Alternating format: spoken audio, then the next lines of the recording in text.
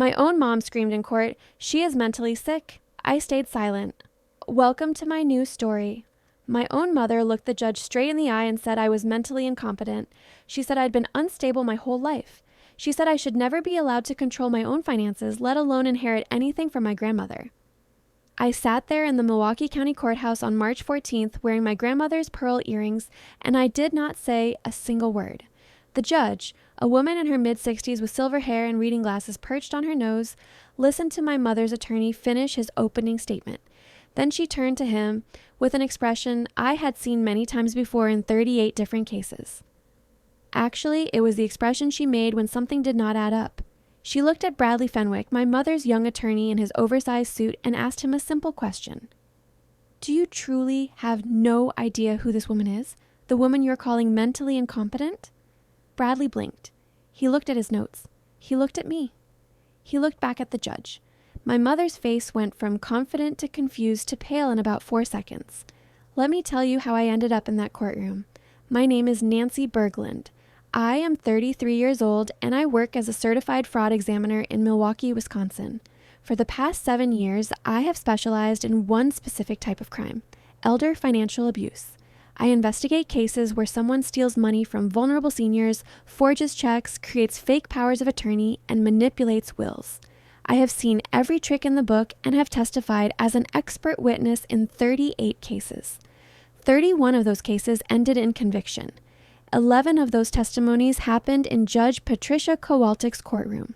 She once told another attorney on the record that I was one of the most credible expert witnesses she had encountered in 20 years on the bench.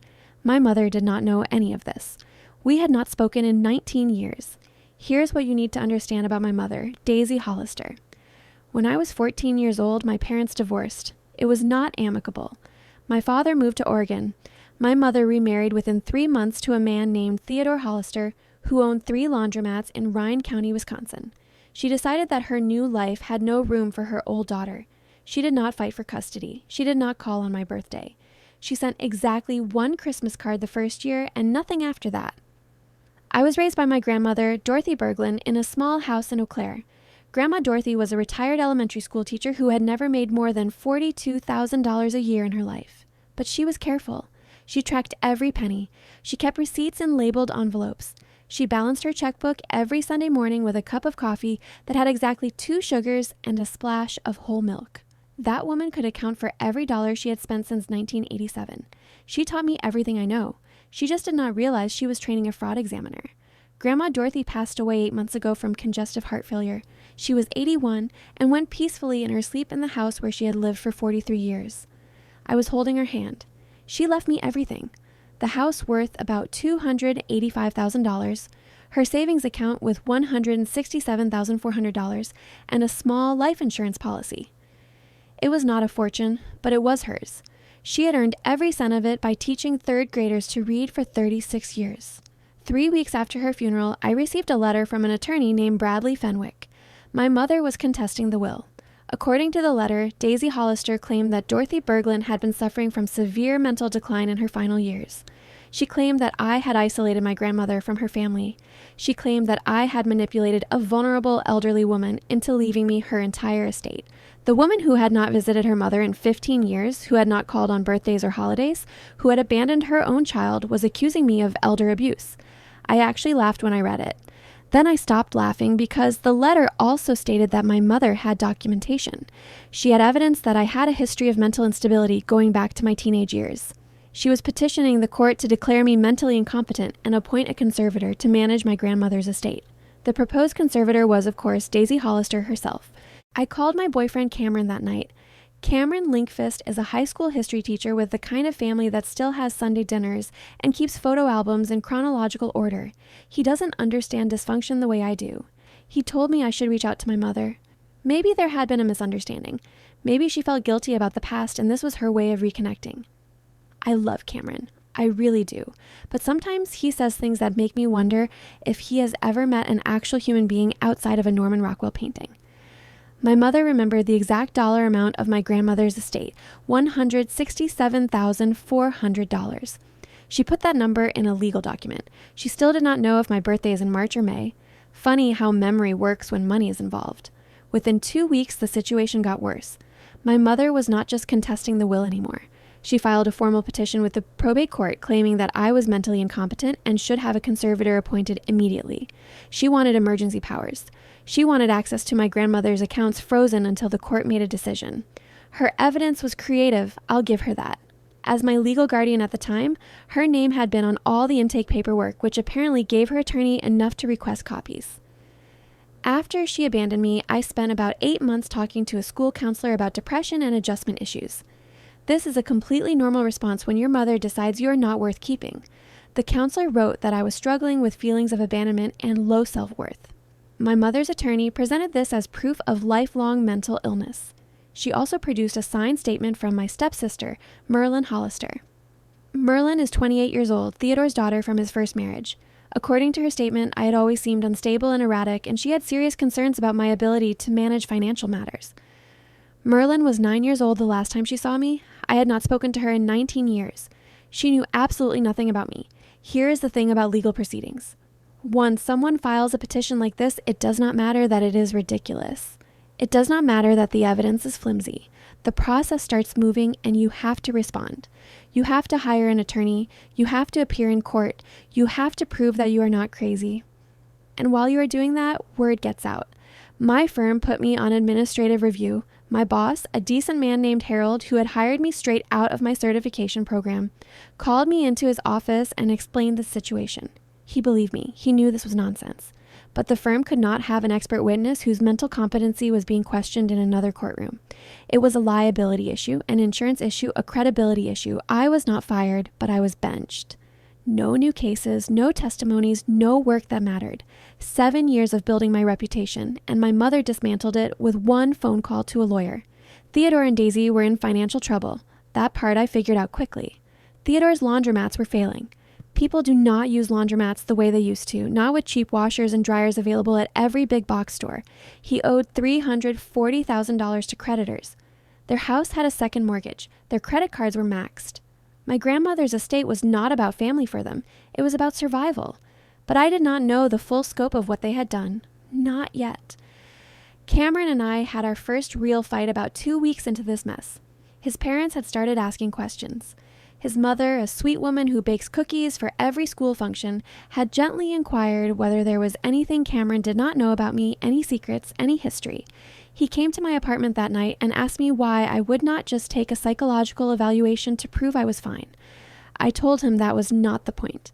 The point was that I should not have to prove my sanity because my estranged mother wanted money.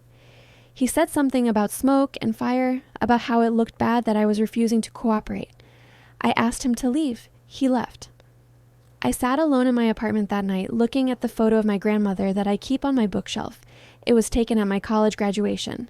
She was 73 years old and beaming like I had just won the Nobel Prize. All I had done was get a bachelor's degree in accounting, but to her, it was everything. She used to say that paper trails do not lie. She said people can make up stories and twist the truth, but numbers are honest. Numbers tell you exactly what happened if you know how to read them. I decided to read some numbers. I was still listed as a joint holder on my grandmother's bank account.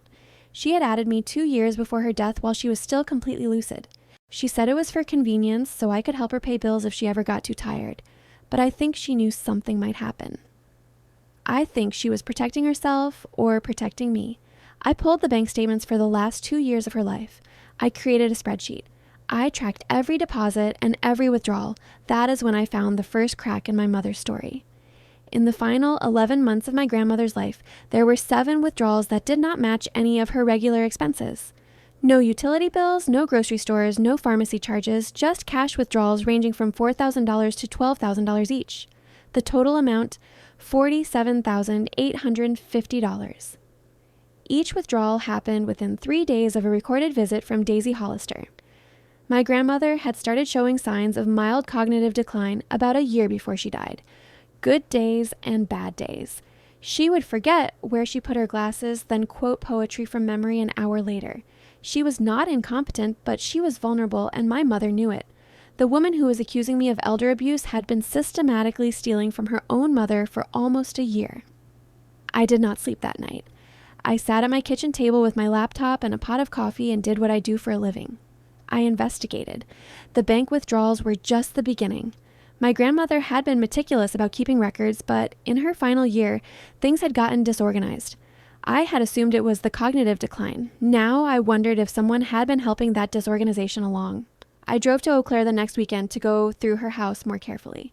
Cameron offered to come with me, but things were still tense between us. I told him I needed to do this alone. The house smelled like her. Lavender and old books and that specific kind of clean that only women of her generation achieve.